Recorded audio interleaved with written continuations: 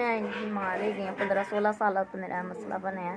मैं बड़ा इलाज भी कराया तो लेकिन कोई मसला नहीं, हम चल सकती नहीं कि घर थोड़ा बहुता चल सकै। मैनू कि मैनू साह चढ़ जाता, बाहर जाने का बड़ा मसला होंदा, 2 बंदियां दा इंतजार करना होंदा, सहारे तो बगैर मैं जा नहीं सकती।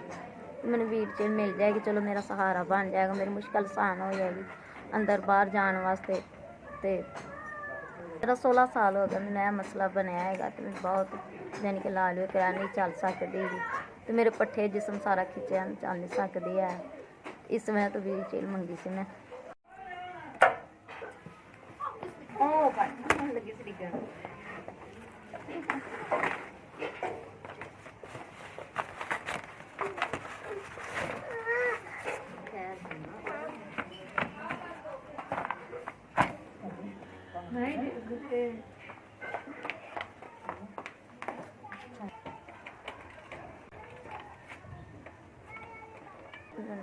व्हील चेयर नहीं सी, मैनू बड़ा मसला आंदा सी आन जान अंदर घर बाहर का, बाहर अंदर जाने का, लेकिन हुण मैनू मिल गई, मेरी परेशानी दूर हो गई, मेरा मसला हल हो गया,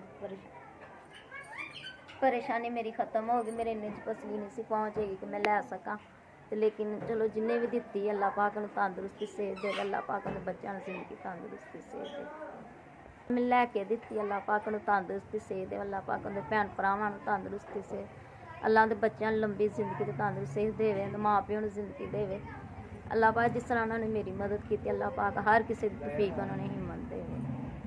बड़ी परेशान से मेरे को नहीं सी है, तो लेकिन मैनू मिल गई है, तो चलो उनकी मेहरबानी, अल्लाह पाक नूं तंदुरुस्ती सेहत देवे, अल्लाह पाक दे बच्चे लंबी उम्र देवे, अल्लाह पाक ने इंजी तौफीक हिम्मत देवे जिस तरह ने मेरी मदद की, अल्लाह पाक हर किसी की उंजी वो घर दे ही रहन, अल्लाह पाक उन्होंने तंदुरुस्ती सेहत देवे।